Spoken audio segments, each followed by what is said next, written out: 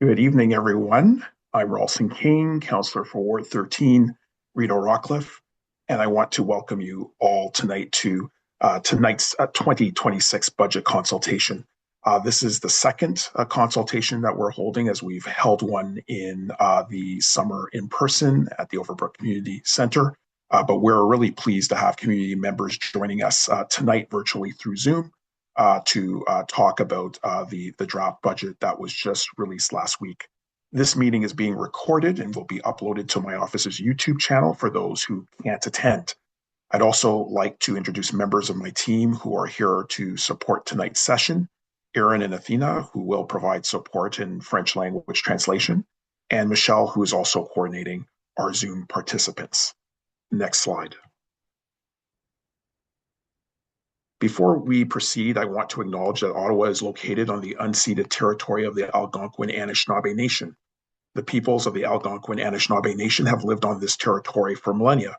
Their culture and presence have nurtured and continue to nurture this land. The City of Ottawa honors the people and land of the Algonquin-Anishinaabe Nation, and the City of Ottawa honors all First Nations, Inuit, and Métis peoples and their valuable past and present contributions to this land.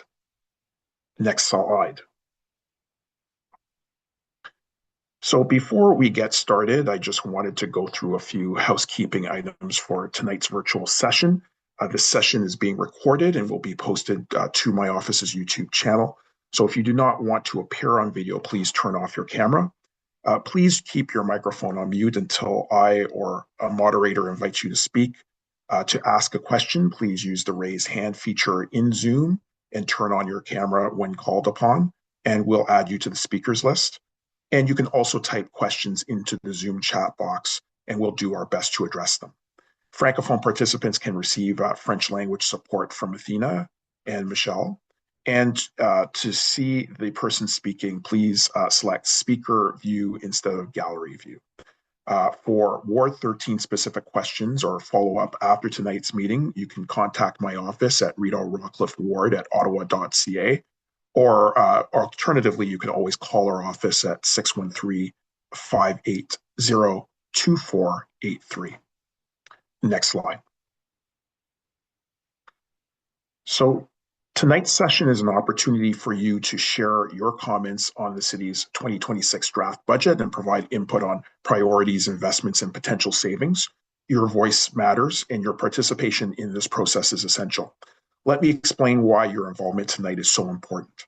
It's important because we want to obviously talk about the allocation of resources. The municipal budget determines how your tax dollars are spent across transit, roads, parks, libraries, recreational facilities, infrastructure, and social services. And your participation ensures these resources address our community's real needs. Setting community priorities. You know what matters most in your neighborhood. By participating, you advocate for the projects and services that directly impact your quality of life and the future of Ward 13. Accountability and transparency. Your engagement holds City Council and staff accountable. You have every right to question expenditures, seek clarifications, and ensure taxpayer money is used efficiently. And building knowledge. Tonight helps you understand how local government works, the complexities of budgeting, taxation, and public spending, and this empowers you to make more informed decisions and contribute meaningfully. Next slide. The budget process requires your participation because it does strengthen our democracy. When you participate in local governance, you strengthen our democratic process. Decisions are better when they reflect input and diverse community members. It's also important that we support all residents. And through this process, you can advocate for programs and services that support everyone in our community, from affordable housing to environmental initiatives, public safety, and social programs. It's also important that we give consideration to economic growth. A well-planned budget stimulates economic development, and you can advocate for investments in local business, infrastructure, and job creation that enhance Ward 13 in our city. And it's important that we plan for the future. Tonight isn't just about 2026. Your input helps shape long-term strategic plans that will benefit current and future generations. In short, your participation tonight empowers you to influence how public resources are used, promotes transparency, strengthens our community, and builds a better future for everyone. I really do want to thank everyone who's taken the time out this evening for being here. Your insights and perspectives are invaluable as we work together to shape a budget that reflects the needs and aspirations of our ward and our city. So if we can now flip to the staff slides, I'd like to introduce our first speaker, Svetlana Valkova, the Financial Service Manager from the city's Finance Department, who will provide an overview of the 2026 draft budget and key financial considerations. Thank you, and good evening, everyone, and thank you for attending this public consultation on the 2026 city budget. My name is Svetlana Valkova. I'm the Acting Deputy Chief Financial Officer, Financial Services of the Finance and Corporate Services Department, and I'm here to walk you through the budget process, listen to your suggestions, and captures what truly matters. Next slide, please. Every year, the city of Ottawa produces a municipal budget, and this is one of the most important documents that defines how resources are collected and allocated. The budget is made up of two main components, the operating and the capital budget. The Ontario Municipal Act provides rules for municipalities to prepare their budgets. Municipalities cannot have an operating deficit. The Act requires all municipalities to balance their budget each year, which means that expenditures must equal revenues. And to balance the budget, the city can either increase its revenues using tools such as property taxes and fees, or through managing expenses, through efficiencies, continuous improvements, to continue to focus on providing services for value for money. And next slide, please. When we talk about budget, you will hear us talk about operating and capital budget. The operating budget covers the ongoing day-to-day costs and expenses that the municipalities incurs to provide programs and services to residents, including items such as staff salaries, facility maintenance, utilities, and so on. Compared to personal budgeting, this is the equivalent to buying groceries, clothing, paying for hydro, water bills, insurance, etc. The operating budget is funded through annual property taxes, user fees and charges, assessment growth-related revenues, provincial and federal funding, payment in lieu of taxes, which is really taxes received from federal government buildings. So the capital budget plans for the acquisition and replacement of tangible capital assets, which are defined as significant expenditures to provide municipal services with a benefit beyond a year. The capital budget excludes the cost of operating the services, which is part of the operating budget. The capital budget is developed in accordance with the council-approved official plan, transportation master plan, infrastructure master plan, development charges background study, and the various long-range financial plans. It covers long-term investments such as road paving and resurfacing, sidewalks, new investments in new facilities, investments to maintain existing facilities, bridges, and so on. Compared to personal budgeting, this is the equivalent to buying a new car, replacing your furnace, or building an addition on the house, or replacing your roof. Capital budget funding sources include annual property taxes, development charges, funding from other level of government, water utility fees, and debt. And in Ontario, municipalities issue long-term debt to fund capital project. However, as per the Municipal Act, they may not commit more than 25% of the total own source revenue to service long-term debt and other long-term obligations. The City of Ottawa's fiscal framework further limits this debt to 7.5%. Next slide, please. The city has four main budget categories or groupings. The first three on this slide tax-supported transit and police are each funded through their own separate tax on the property tax bill. The fourth, rate-supported, is funded through water utility charges, and I will explain each of these in detail on the next few slides. Next slide, please. The majority of city programs and services are funded by annual property taxes. They are referred as tax-supported services and are funded by the citywide tax levy on the property tax bill. Property taxes are the largest single source of revenue for the city and represents approximately 48% of the annual revenue. Examples of tax-supported programs and services include roads and winter maintenance, parks, recreation facilities, and programs, libraries, public health, paramedic service, fire service, etc. It is important to know that some tax-supported programs receive provincial funding. For example, public health has a cost-sharing formula with the province, 75-25, 75 is provincial funding. The reality is a little bit different. It's more 60-40, 40% municipal funding. Community and social services also has various programs with various funding. Some might be 100% and others might be lower. And paramedic service receives 50% from the province. Next slide, please.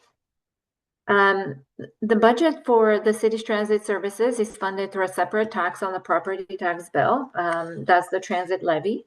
The city's fiscal framework recommends that transit fares provide 55% of the funding for transit, and the remaining is 45% from the transit tax levy. Transit services receives federal and provincial funding through the provincial and federal gas tax. The city's transit services fall under the authority of the Transit Committee, and that they include the OC Transpo, Paratranspo, and city's LRT. Next slide, please. Oh, you can stay on this slide, sorry. The budget for the city's police service is funded through a separate tax on the property tax bill, which is the police levy. Next slide, please. Thank you. The city's water, wastewater, and stormwater services are funded through a separate user fee charged to residents on their bi-monthly water utility bill, or as a fee on their property tax. And these programs and services are referred to as rate-supported services. Some examples are drinking water purification, delivery of clean water to residents and businesses, collection and treatment of wastewater, stormwater management, water meter installation, and life cycle. The budget for the city's rate-supported services falls under the authority of the Environment and Climate Change Committee. Next slide, please. The draft net operating budget in 2026 is 5.2 billion. This budget represents the cost of delivering essential services to residents every day. So here's how the budget is allocated across major service area. Community and social services is the largest share, about 23% of the budget. This budget is for programs that support residents' well-being, including housing assistance, childcare, income support, and services for vulnerable population. Transit follows with about 17% of the total budget and covers the operation and maintenance of public transit services. Water, sewer, solid waste accounts for close to 12%. And that budget funds water treatment, wastewater management, stormwater systems, solid waste collection and disposal. And one item to note is the general government, which is below 5% of the total budget, and standard for the industry is 10 to 15%. Next slide, please. The draft capital budget for 2026 is 1.92 billion.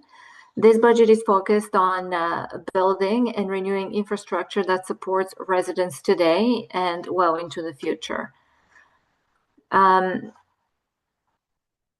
On this slide, you will see the allocation of the capital budget. Transit has the biggest share of about 34%. Other tax-supported services, which includes facility technology upgrades, community infrastructure, follow with 19.3%. Transportation receives the one of the largest shares, or 17.3%, and that's for road resurfacing, cycling infrastructure, traffic safety. These investments ensure our city remains safe, connected, and sustainable. Capital spending is about long-term value, building infrastructure that supports growth and improves quality of life. Next slide, please. We can further classify the city's capital budget to understand not just how much we're investing, but where those dollars are going and how they're funded. Renewal projects make up the largest share of about 49 to 50% of the capital budget. These are investments to maintain and replace existing infrastructure, roads, water system, facilities. Funding comes primarily from reserves and debt, and there is also some revenue contribution. Growth accounts for about 45% of the capital budget in 2026, and it is to support new infrastructure for our growing city. This includes new roads, water and community facilities. It's funded through a mix of development charges, debt, reserves, and revenues. Service enhancements represent about just under 6%, and therefore improvements beyond basic renewals, such as new technology, upgraded facilities for climate change and accessibility. This breakdown shows our priorities, maintaining what we have, planning for growth, and enhancing services where needed. It also highlights how we use a mix of funding sources, reserves, debt, development charges, and revenues to keep the budget sustainable. Every dollar in the capital budget is an investment in the city's future, whether it's renewing aging infrastructure, building for growth, or improving services for residents. Next slide, please. The Municipal Act allows municipalities to impose fees and charges to cover the costs of delivering services in their jurisdiction. Revenues from the fees are used to offset the cost of providing services. The Municipal Act prescribes the various areas that fees and charges can be imposed. And examples of user fees are transit fares, recreation program fees, facility and arena rentals, building permits, parking permits, etc. Next slide, please. The draft revenue budget for 2026 is $5.2 billion, the same amount as the expense budget. This funding comes from a variety of sources, each playing a critical role in supporting services and infrastructure. Property taxes and payment in lieu of taxes make up the largest share of the city's revenue, of 48.5%. Federal, provincial, and municipal grants contribute close to 23%. Fees and service charges account for 22%, and reserves provide for 0.5%. This diversified revenue mix ensures stability and flexibility. Property taxes remain the foundation, but grants and fees help us fund essential programs and services without overburdening taxpayers. Next slide, please. To ensure financial sustainability and predictability, the city doesn't just plan for 1 year at a time. We take a multi-year approach through the long-range financial plans. The long-range financial plans are our roadmap for managing resources and investments over time. They help us anticipate future needs, align priorities, and make informed decisions that balance affordability with service delivery. Over this term of council, we've developed several RFPs. In 2023, we provided a number of transit tech briefings focused on transit operations and capital planning and state of affairs. In 2024, we developed the solid waste long-range financial plan and the housing long-range financial plan. In 2025, we developed the rate long-range financial plan. And in 2026, we're planning to finalize the tax and transit long-range financial plan to set the foundation for property tax sustainability. Next slide, please. The city continues to absorb growth while maintaining high-quality services. We do this through service reviews, efficiencies, and continuous improvements. Efficiencies have been a cornerstone of this term of council. During this term of council, we've identified savings that total just a little bit over $250,000, which is equivalent to about 12% of the tax levy.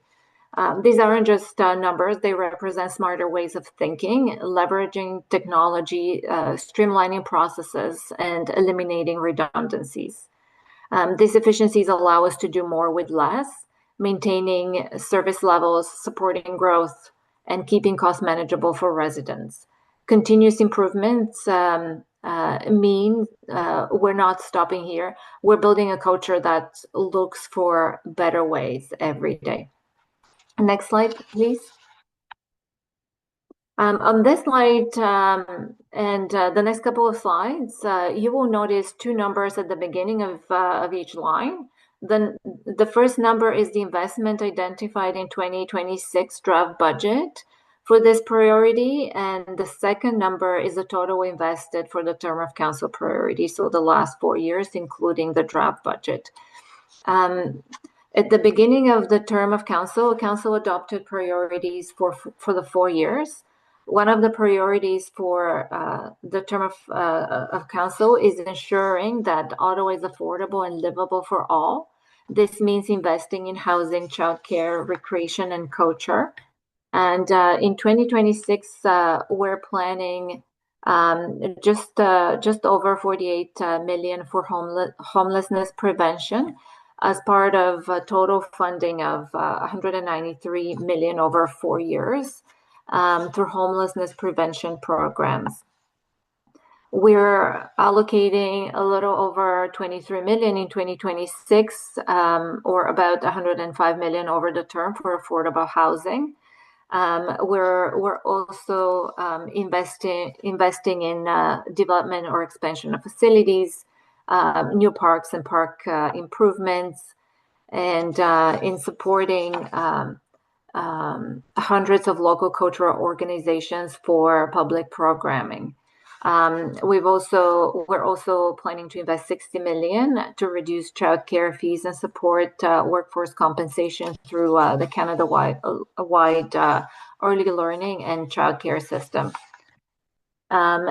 These investments strengthen the social fabric of our city. They make Ottawa a place where families can thrive, where culture and recreation are accessible.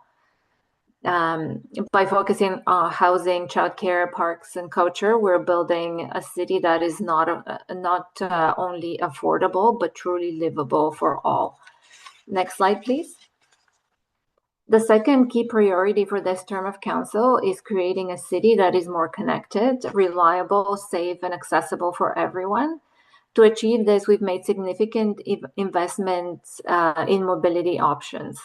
In 2026, we plan to invest $3 million to improve winter operations for a total of close to $16 million over the entire term of council.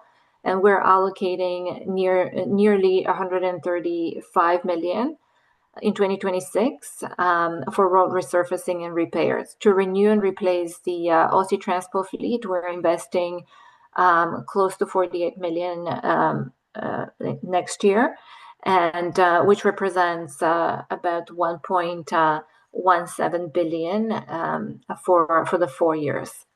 And finally, we're investing nearly $60 million in 2026 for new pedestrian and cycling infrastructure. These investments represent better connectivity, improved safety, and a commitment to sustainability. Whether you drive, cycle, or take transit, these projects make mobility more reliable and accessible. Next slide, please. The third priority for this term of council is building a city that is green, sustainable, and resilient. This means investing in projects that reduce emissions, conserve energy, and protect our environment. In 2026, we plan to invest $2 million for the purchase of zero-emission buses, and that will be a total of $978 million over the term of council. We're allocating investments for upgrades in our wastewater treatment plant, for energy management and investment strategies to implement energy conservation measures in city facilities, for replacement of safety facility and specialty fire equipment, for tree planting, and for climate change master plan. And I just saw one question. Somebody asked what ZEB stands for, which is zero emission buses. Next slide, please.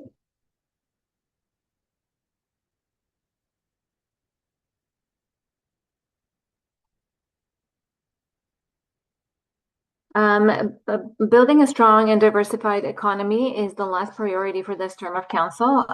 These investments support public safety, enhance public spaces, and promote economic growth and cultural vitality.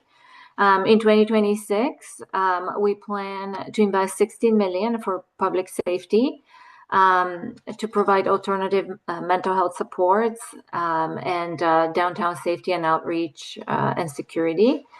We're allocating about $2 million in 2026 for a total of $18 million to the gradual implementation of the William Street and the Byward Market redevelopment project, in line with the public realm plan.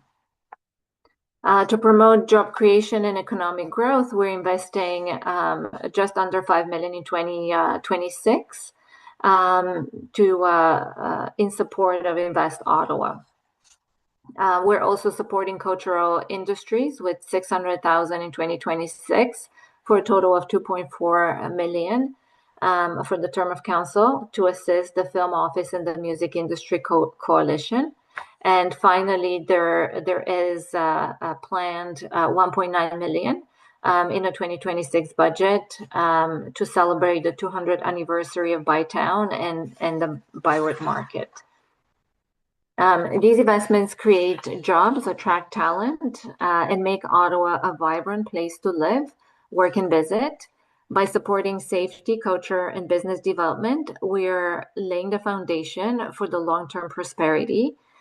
Through these initiatives, we're building an economy that is not only diversified but resilient, one that benefits resident businesses and visitors. Next slide, please. Another key component of the budget process is public engagement. Opportunities for residents to share feedback are contacting your councillor. You can actually do that all year round, and you can send your suggestions and concerns to your councillor. There is also online engagement available via Engage Ottawa. You have the opportunity to provide your input on items reflected in the budget all year round, obviously. But we provide a budget questionnaire that was open this year on May 26th until June 30th. And these responses were collected and they were implemented in the development of the draft budget. Another element of public consultation, of budget engagement, are the public consultations like this one. And consultations are focused on how the budget is developed, what is within and outside the city's control when it comes to drafting the budget, and to hear your feedback. Also follow us on Twitter and X and engage with us through the social platforms. New this year, we have a podcast that provides a simplified overview on the budget process, and you can find that on ottawa.ca. If there is anything else we can do to reach out to more residents or improve our engagement, we would like to hear from you. Next slide, please. The city's budget is complex. This term of council, we have introduced new supports like the Budget Magazine and the Budget Explorer to make understanding and engaging in the budget process easier and to improve transparency. You can find these tools on ottawa.ca. The Budget Magazine provides insight into how the budget is created, what elements make up the budget, some of the key financials, an update on service reviews, as well as highlights from over 100 lines of services that are advancing council's strategic priority. And really, the Budget Magazine is a simplified version of all budget documents. If you have to go through all budget documents, you will see over 1,000 pages of numbers. And the Budget Magazine is made to provide a summarized review of that. The Budget Explorer offers user-friendly interactive charts, graphs, and tables to enhance financial literacy and transparency, and to make it easier to review the investments in the 2026 budget. You can find both of these tools on ottawa.ca. Next slide, please. And this is the end of my presentation.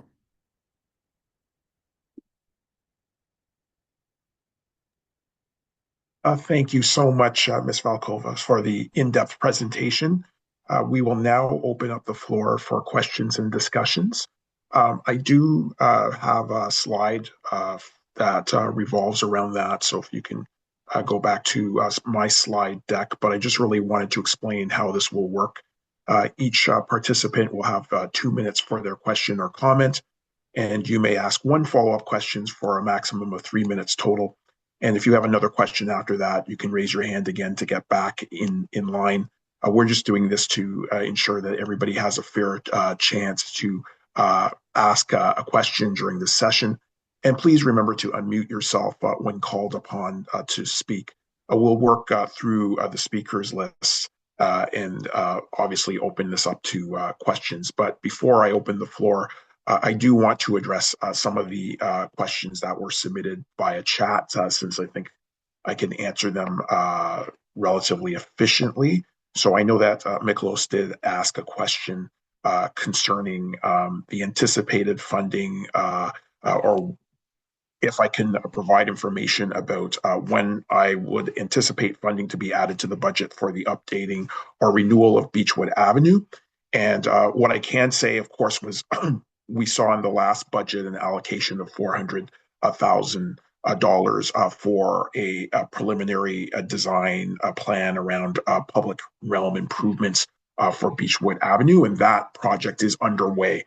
So it's important, of course, for staff to do its work with the residents, with the BIA on Beechwood Avenue, with the Vanier BIA, with merchants, with residents, and with community groups, to feed into a design that would eventually be able to be advanced into a detailed design plan that would then in turn advance into a comprehensive project.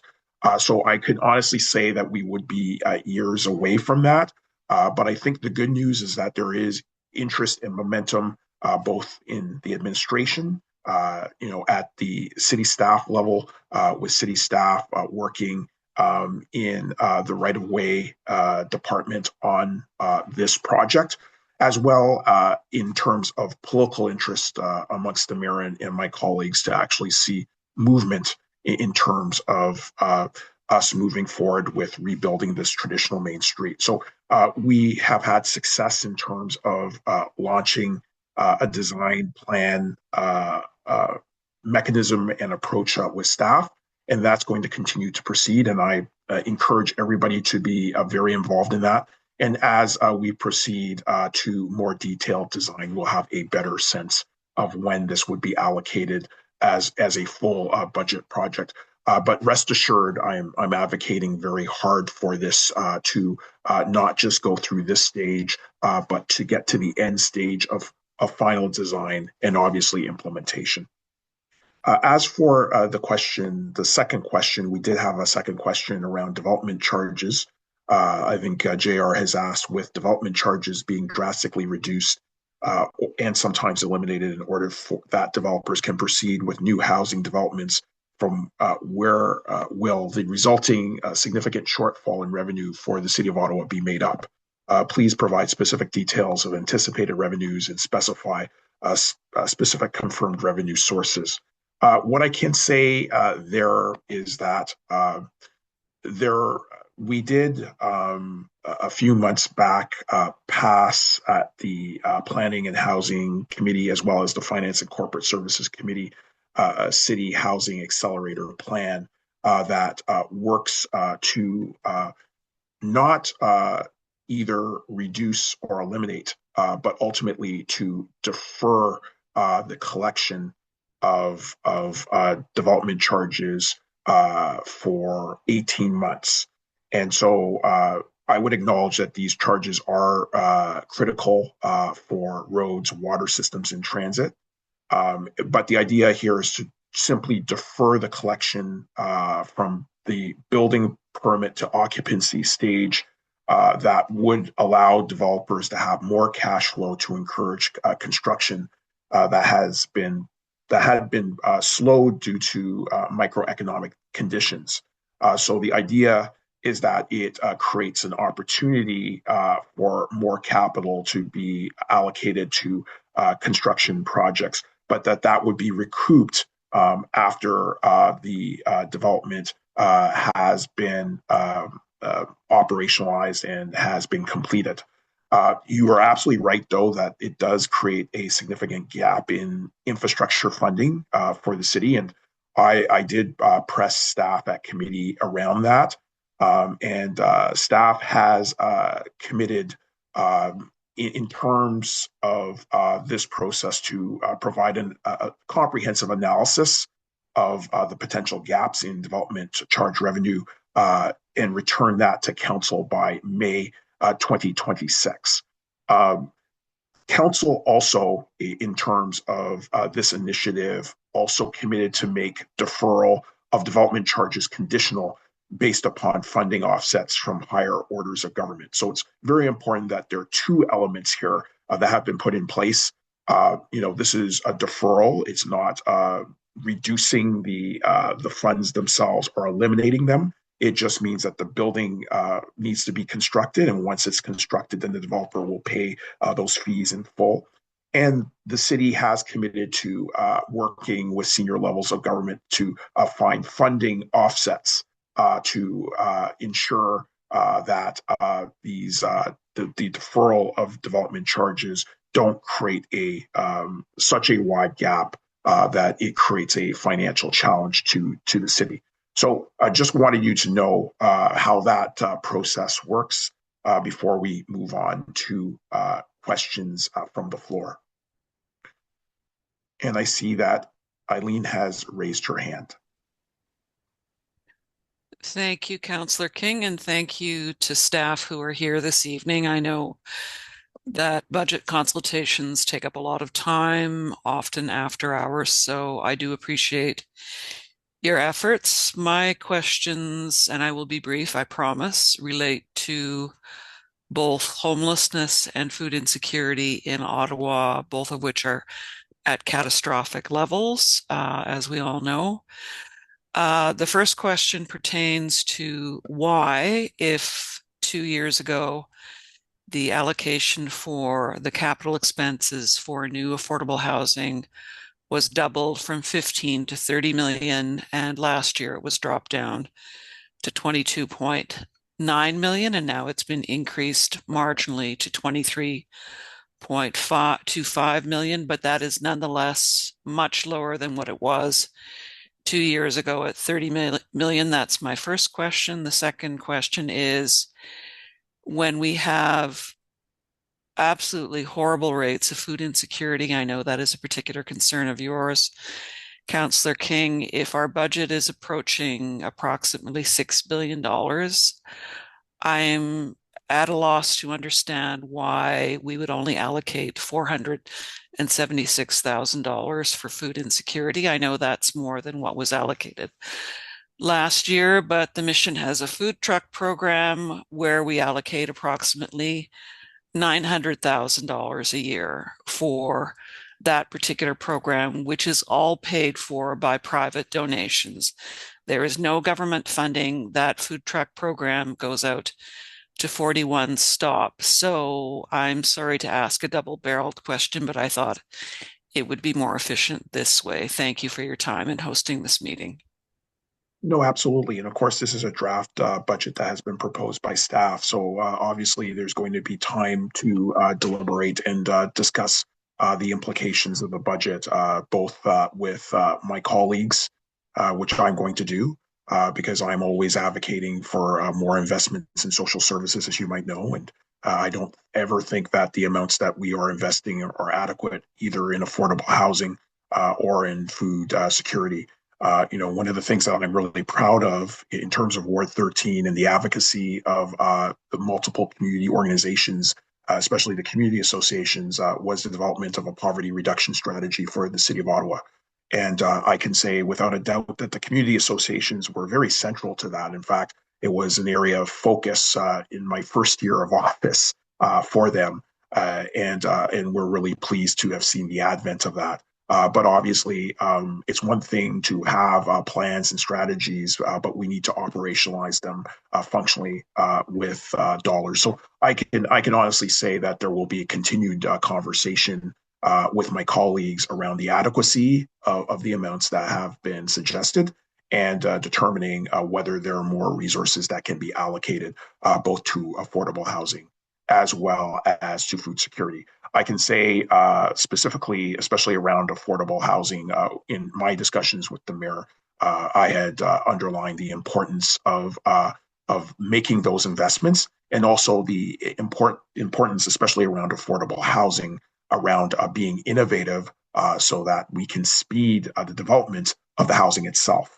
Whether it's construction or retention. And I said that we needed to have some programs that really allow us to innovate because there are very interesting ideas that have been emerging from the sector, the affordable housing sector, as to how we could speed up developments there. In real terms, where there are projects around affordable housing in my ward, and I think there will be a few that will be announced outside of this budget process. I will continue to be very supportive. But I really thank you for the questions and for the advocacy. I think it's very important to continue to ask those questions. Just to dovetail into one of the questions, as example online, I know Brian Curry asked, can the proposed 3.7 property tax rate go up or down in a finalized budget? Theoretically, it could. It's a question of whether there's support around the table to achieve that. So the way that I view this is not unlike residents. We have received a proposed budget that has obviously that's based on a multitude of city requirements and requests. And during the budget deliberation process, we will be seeking enhancements. And one of the enhancements that I typically seek are around improved and enhanced social service investments, as well as typically enhanced investments around affordable housing, as well as enhanced investments in transit. So those are usually areas of key focus for me. But I can assure you that we will be having those conversations over the next month. Thank you, Councillor. Thank you, and once again, thank you for your strong advocacy. It's much appreciated. I attended the launch of the hunger report from the Ottawa Food Bank on Friday, and the advocacy is very important. And the message has been received by a number of councillors around the table. So I just want you to know that.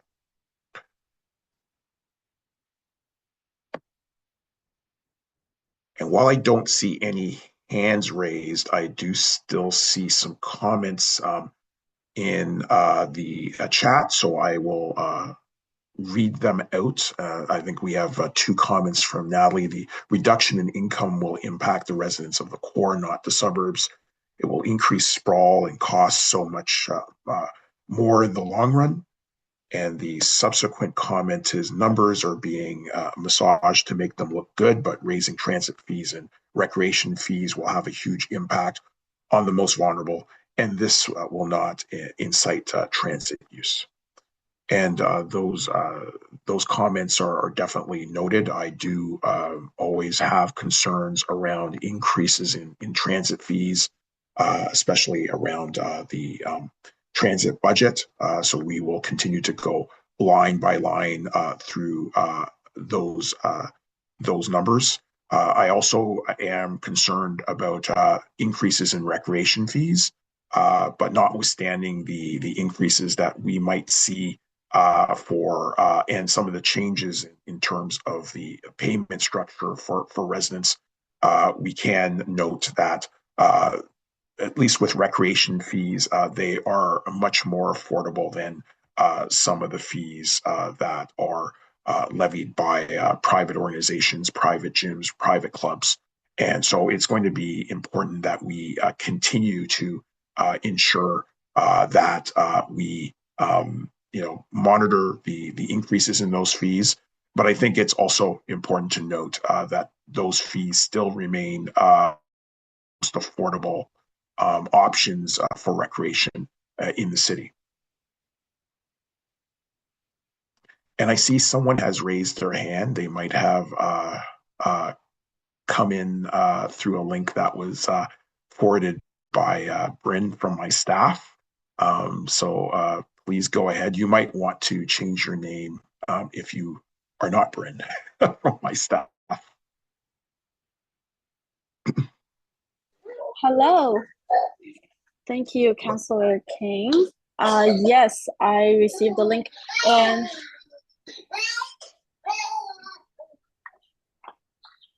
sorry, excuse me, my baby is crying right now. No problem.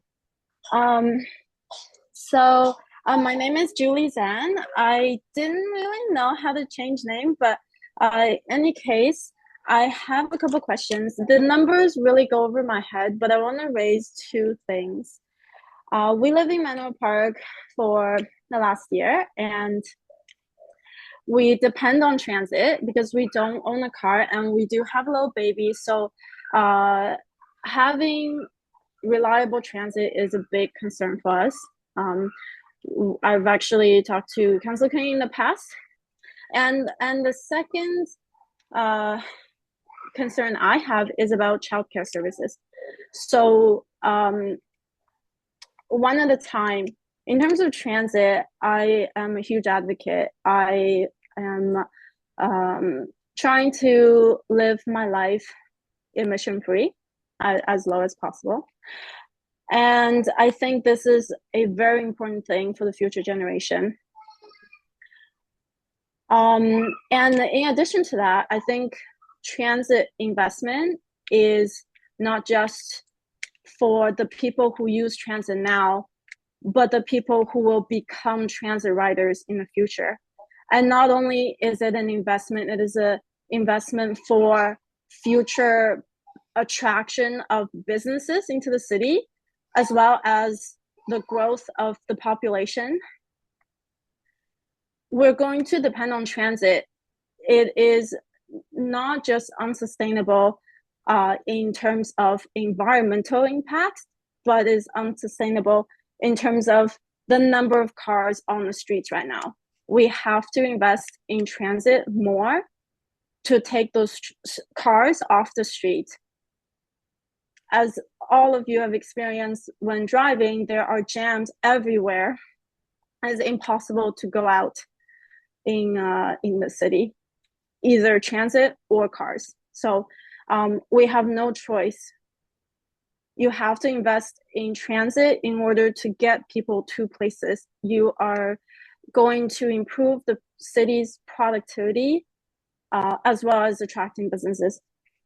And number two, in terms of childcare, we, among the parents of all of my friends and within the neighborhood, we're experiencing a very difficult childcare situation where services are so difficult to get to. The wait list is impossible. People who sign up on the wait list since pregnancy are still waiting for services. And not only that, even if you go private, it's almost impossible to find a spot. This creates a lot of anxiety among parents and loss of productivity when a mother cannot go back to work because there is no childcare services around. This is a really serious concern. And again, the numbers go over my head, but because I don't know what that means, but I just want to say that this is not enough. With a growing city, with more and more children who are, more families who are residing in the city and planning to grow grow their families here, we need more support and more funding in childcare. I believe Ottawa is a great city to live in. I myself chose this city as my permanent residence, and I wish that we had better funding in the right places to help the city truly grow and attract people, residents. And that's my question. Thank you. Sure. So I can address both. In terms of transit, I just want you to know that the proposed budget is one of the largest budgets around transit that has ever been proposed in the city's history. So in terms of total gross expenditure that's proposed, we're seeing $938.7 million being proposed, with total revenue of $414.4 million. It's a large, obviously, operation in terms of full-time equivalents or the number of people who work for this service. We're proposing 3,404 people this year, which is an increase of 81 people. And there's going to be a lot of dollars that will be increased in terms of spending around transit service delivery, rail operations, as well as I think you had heard significant investments in bus replacement. My concerns definitely revolve around the increases in bus fares, notwithstanding the fact that this is nearly a $1 billion budget. We're nearing $1 billion of spending in transit. So, the spend is up this year by 10.8% if this budget is passed in terms of transit. So it's a lot of money, but my concern is the fact that it will a lot of the dollars will come out of the fare box in terms of a 2.5% increase, and my preference would be zero fare increases, frankly, to encourage people to take transit and for it to be more affordable. I think what we're seeing year over year is that transit is becoming more expensive, and we definitely, while we need to spend money and have revenue sources that allow us to increase bus fleet reliability, which is something I know, Julie, we were talking about, as well as service quality and customer satisfaction. We have to ensure that we are making it or not making it unaffordable for people to take the bus, because we don't want to get into a vicious cycle where it gets more expensive and transit is more, is not reliable. Then people will just look at their cars. So I'm going to be watching this budget very carefully in terms of the transit budgets in the past. For the last few years, I've actually voted against the transit budget because I didn't think that we were making appropriate investments, and because I thought that the fare increases were too much. But we will be pouring through the transit budget line by line to see if the efficiencies are there and if there are ways to make the service more affordable. I definitely agree with you on childcare. In fact, today I was at the opening of the YMCA's Rideau Childcare Center at the Rideau Community Hub on St. Laurent Boulevard, and really proud to see that we have 50 new licensed spaces for toddlers and 24 licensed spaces for preschoolers. But it's not enough. And I actually, during my opening, my introductory remarks at their opening of the facility today, said that quality early childhood education is not a luxury; it's a necessity, and we need to continue to make investments in child development. So I fully agree with you there. We are interested in continuing, and we want to work with the Y, frankly, because they were pressing me, and I said, I don't mind being the rock in the hard place. I hear from residents all the time that they need more affordable childcare, so I want to advocate for it. The Y was asking to become involved primarily in a federal, provincial shared financing program. But unfortunately, that program, the Canada-wide Early Learning and Childcare Agreement, there are some challenges between the province as well as the feds in terms of the spaces and the funding that's available. So unfortunately, the funding under that program has been maxed for the City of Ottawa's operating areas.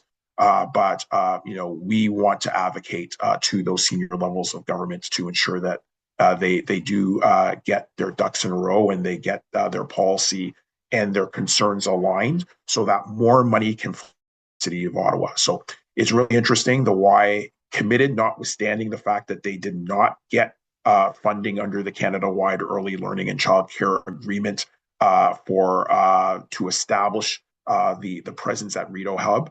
They've done it anyway, and they will be working. I'll be working in conjunction with them in terms of advocacy to work towards seeing if we can capture that funding stream so that we can actually expand childcare, hopefully at that site. So that's the idea. But I just want you to know that I've been a strong advocate for more childcare. We've heard the requests from residents, and we're going to continue to work with different organizations to make that a reality, like we did today with the Y in our ward. There are 39 spots there, but 39 spots aren't enough. We need way more, and we're going to continue to work towards that. And I see that Tristan has his hand up.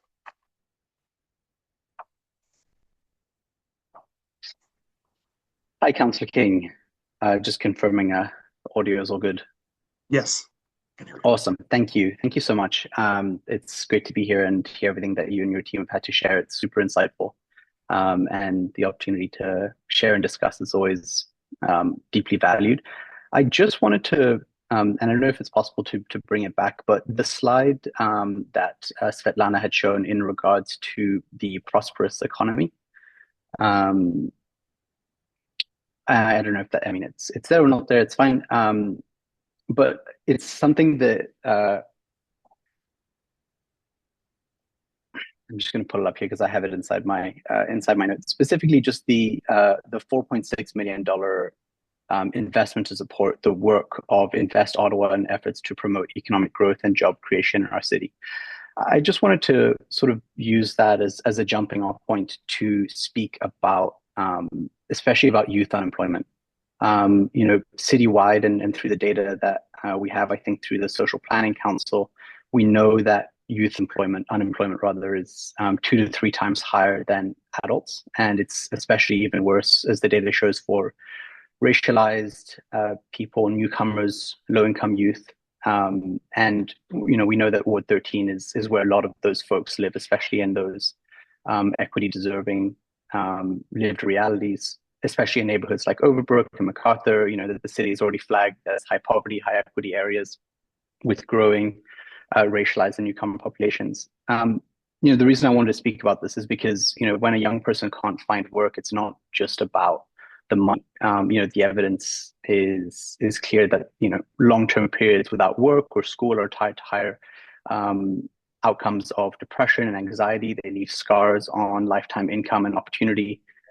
Youth who don't get to have that sort of first foothold in the labor market are more likely to be stuck at home. That's going to add pressure on already stretched families, compounding existing insecurities and leading to a higher risk of homelessness. And, additionally, I don't think we can also just sort of rely on today's numbers, but we also know where a lot of this is coming, in the sense that, both youth unemployment is already higher than that of adults, but also likely to get worse with AI and automation change for entry-level work, as well as expected cuts to public service jobs here in Ottawa. And so the concern that I have, and especially sort of amplified by comparatively that very low number for, I think really the only item that was discussed in regards to job development, is that if we don't build real pathways into decent work right now, we're effectively planning for more youth homelessness, more families stuck in homelessness, in poverty rather, and young people leaving Ottawa altogether. And, if we want the next generation to stay here and to thrive, youth unemployment in wards like ours has to be treated as core economic infrastructure, youth employment, that is. And I think, we've seen a lot of investment that is sort of framed as job creation from the top down. And I'm sort of speaking more specifically about, the Lansdowne 2.0 project, where we're sort of able to find that money. But when it comes to bottom up initiatives, it can be more lacking. And so kind of bringing it back to the budget, and specifically the term of council, the mayor pledged to, end youth homelessness by 2030. And it said that almost half of chronically homeless adults were first homeless before 16. And so that's absolutely the right goal. But we can't get there if we're not investing in real local employment pathways for youth in wards like ours, where the risk is highest.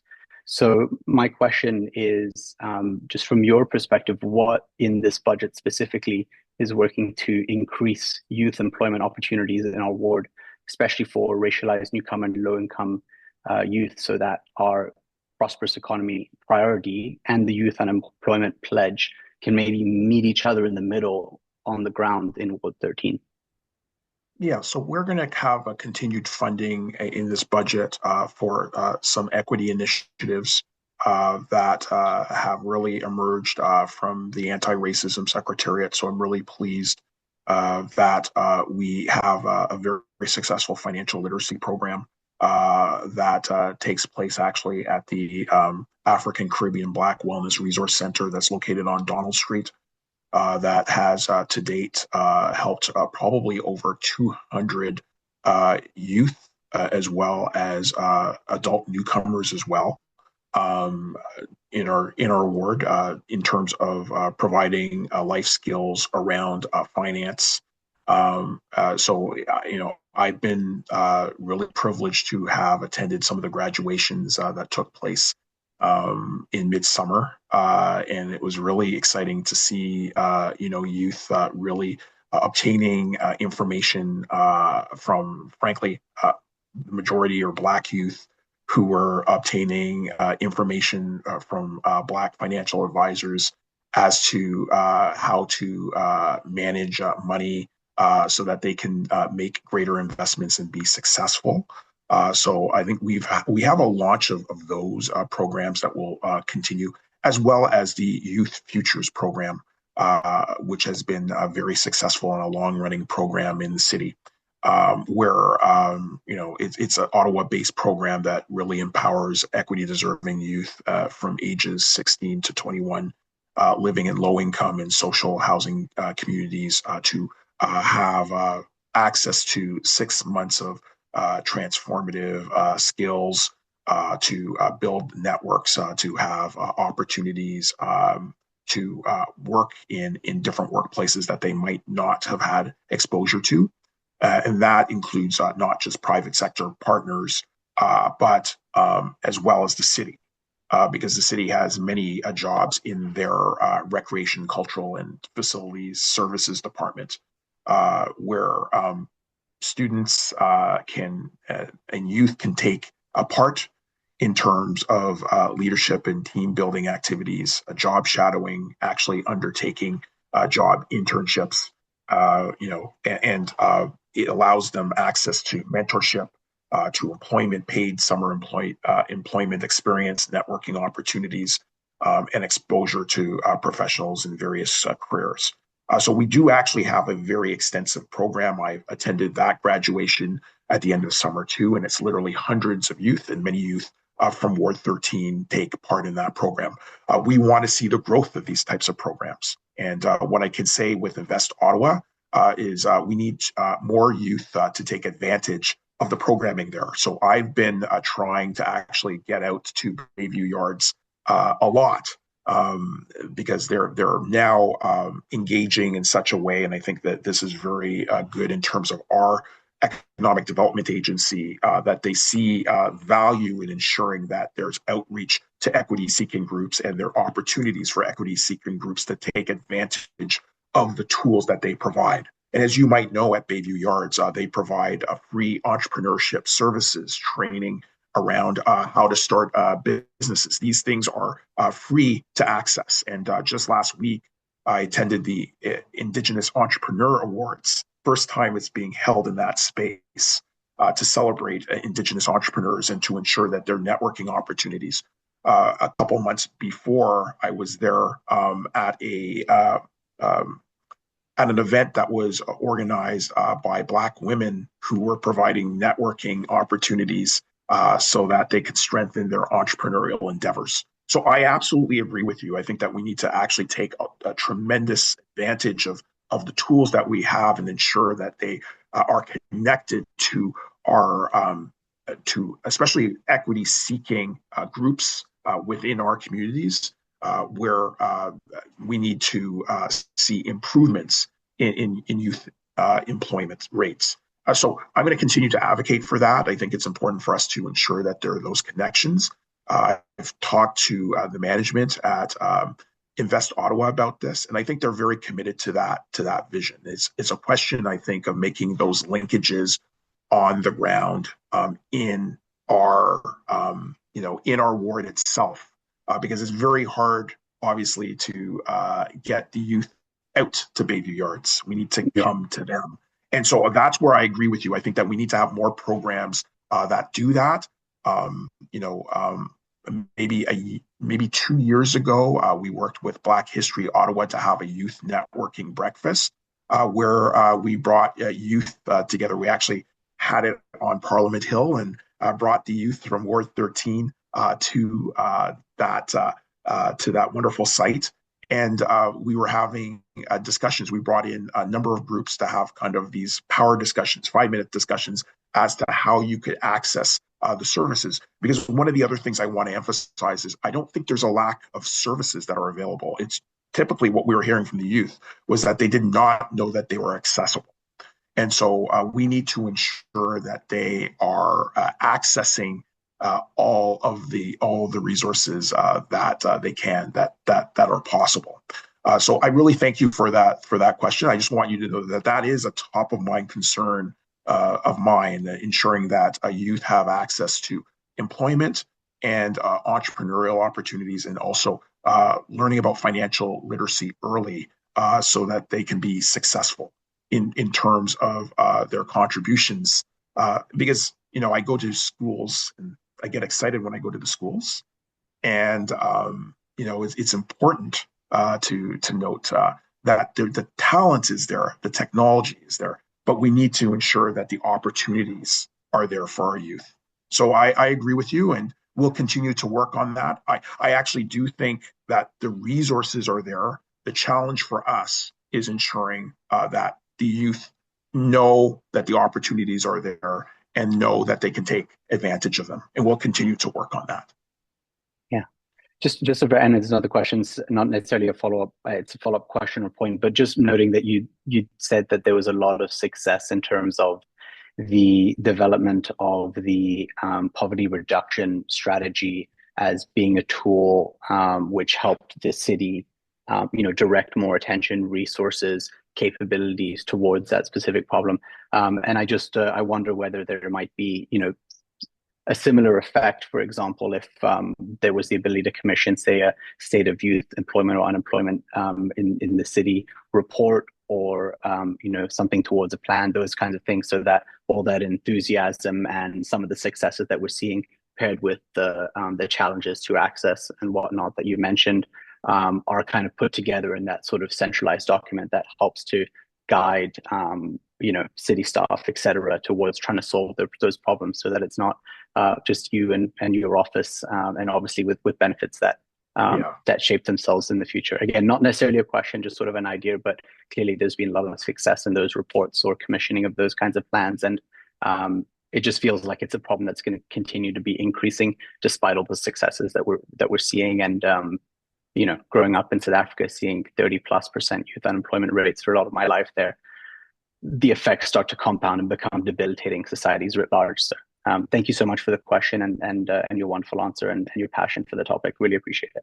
And I'll just quickly add that I think that there is some consensus there. There might not be a centralized report that's emerging, but what I'm finding is that different areas of the city are focused on this. So, recreation, cultural, and facilities departments have been talking about looking specifically at trying to create more of a structured use strategy. I think we're seeing good movement. If you go to the Overbrook Community Center, the amount of engagement in terms of outreach to youth has been a real focus of the team there. And we've been seeing some success in terms of engagement. And OCH has also started, so Ottawa Community Housing has started to have discussions about how can we engage youth better in terms of outreach, which is an excellent thing, noting that OCH just really has a remit as a landlord. But they kind of go above and beyond. They're looking at things like, how might we be able to address complex care for residents with mental health challenges? And they're also saying, we have a lot of youth here who need access to other opportunities, and how do we do that? So I've heard that from the leadership, both at parks and recreation, cultural facilities management, and I've also heard that, frankly, from Ottawa Community Housing, and this is from senior management. So I'm really optimistic there. I think that it's a question of building those synergies. So thank you for the question, and I see that Khadija has her hand up. Thank you very much. Good evening, everyone. I'm going to try my best to be concise because I think we only have a few minutes left. But I actually see, and it's relating to my thought/question, I see a lot of correlation between the two people that spoke before me in terms of transit and youth employment. I think transit is the biggest deterrent in terms of engaging youth in a lot of the activities that happen across the city, especially recently with the increase in the fare going to $135, which is unimaginable, especially again, as Tristan mentioned, for people in low income, solo income households, or people who rely on social services. So I see a lot of intersectionality between the two pieces that the two people shared before. And I guess my question is, outside of the conversations that we have leading up to the last few days or weeks until budget approval, how do we make these requests heard and actioned ahead of time? I'm someone who's been engaged very heavily in the City of Ottawa's consultation processes for a few years, and it's becoming increasingly discouraging to participate in those processes. But I'm hoping that we can also find ways to include youth voices in these conversations. And like the person that mentioned earlier, like talking about things that directly impact people. So transit, child services, youth employment, just all these different aspects of livelihood. How do we get our voices heard and actioned and not just heard? I think that's where the frustration is and where we lose a lot of momentum is people come speak at delegations, speak at committees, but there actually isn't a lot of follow through behind that. So I hope my thought makes sense, but I'm just seeing a lot of intersectionality between the comments that people are mentioning. And I want to keep that momentum amongst my peers. So I'm just curious about how to maintain that momentum within the community. Yeah, I think, what I found at the city, and this is with any government, is that, change does take time and it takes continuous advocacy. And so, it's not at the pace that I would personally like. I mean, I have to work with 24 other colleagues, and they're very extensive and complex decisions that are being made at City Hall, and a lot of interests have to be balanced, and a lot of things have to be delivered based on legislative requirements by the city. There are constraints. I mean, whether it's the tax rate that has been proposed to the spending that we have to undertake on different files. But my suggestion is always to persevere. I try to do that as your representative in terms of working with colleagues, advancing new ideas, advancing different types of approaches. I think it's important for you to provide inputs. So I can say without a doubt, even if I might be slow to respond to an email or to a phone call, we eventually do respond, and we read all the material that we receive, and that does provide a real impact and influence on my decision-making process. So I think it is important to contact your city councillor or your city councillors in plural, as well as reach out through the budget process. If you have an opportunity to delegate, I think it is important to delegate. We had a young Black youth who always shows up to my budget consultations each year. And I think he's actually impressed in terms of the fact that there has been greater engagement and greater spending in terms of the community based on some of the recommendations that he had made at committee. So what I can say is, there's a process. Take advantage of that process because it is the process to provide feedback and input. Can we win on every file, every time? And can it be as quick as I would like to see the process? It's not always quick, and it does, take some time. It's a gradual process, but I think it is important for people to persevere in terms of their advocacy and their input, because it doesn't go into an abyss. That I can say without a doubt. It does influence, the debates that we have around the committee table, the council table.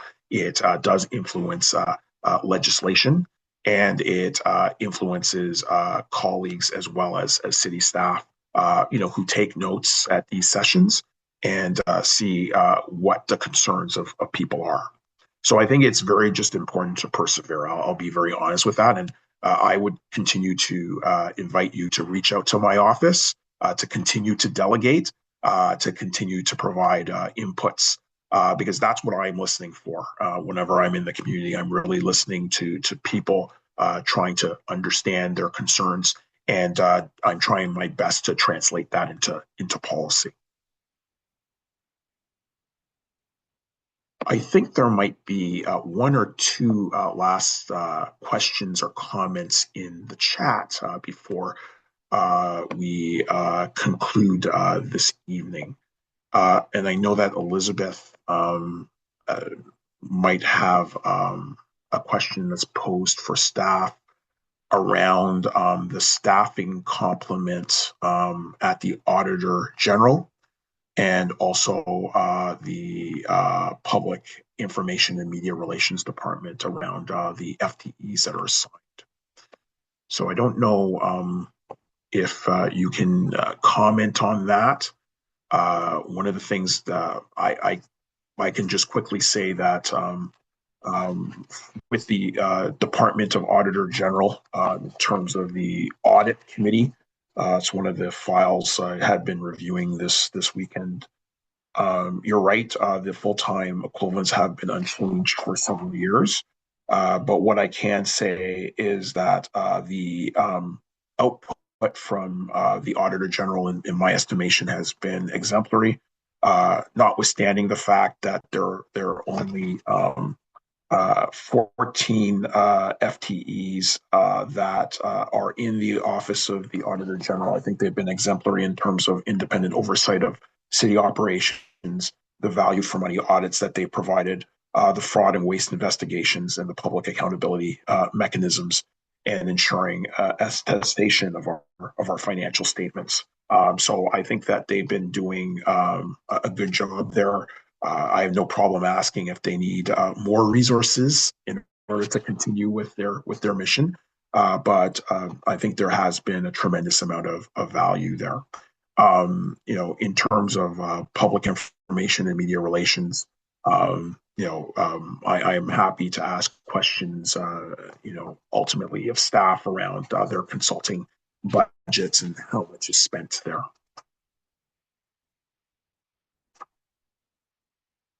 And Svetlana, I don't know if you do want to comment on that as well.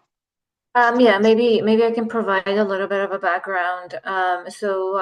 Public information and media relations, they don't have very large operating budget. They do have 33 FTEs that respond to a lot of the requests, and they do review all questions that are submitted through Engage Ottawa. Some of these questions, if they're budget related, that would come to staff. If they're related to any other topics that maybe another department can respond, they do forward to staff to review and respond. In terms of external consultants, they don't use a lot. For the Auditor General, yes, they don't have a lot of staff. They do have some offsetting consulting budget that they use for different engagements. Thank you for that. I think that's pretty detailed in terms of response, and I'm happy. I will be attending as many committee meetings as possible during deliberations to ask questions, especially some of the questions that we have heard from residents tonight. I'm happy to continue to make those inquiries on behalf of residents. I don't think I see any new questions, and we are coming to the end of our session. So I do want to thank everyone for your participation and valuable input tonight. This is the kind of community engagement that makes our budget process stronger and more responsive to residents' needs. And your insights, like I was saying before, will play a crucial role in shaping the 2026 budget priorities. Everything shared tonight will be compiled and submitted as a part of the official consultation process. And I will bring some of the questions that you have brought to the table at committee and to council. And I want to remind you that if there are any additional questions or comments after tonight, please don't hesitate to reach out. As was said by Svetlana before, we are always taking input, year round. But you can continue to reach out to us by email at Rideau-Rockcliffe-Ward@ottawa.ca if you have concerns about the budget. We've already been receiving inquiries and concerns and people's areas of focus, and we will continue to encourage you to reach out and do that, as well as leaving messages or interfacing with us by phone at 613-580-2483. Your continued engagement is, in my estimation, what builds a stronger, more responsive and equitable community for all our residents here in Rideau-Rockcliffe and in Ottawa. So I really want to thank you for taking the time tonight to participate in this discussion and for your commitment to our city and to our community. Have a great evening, everybody.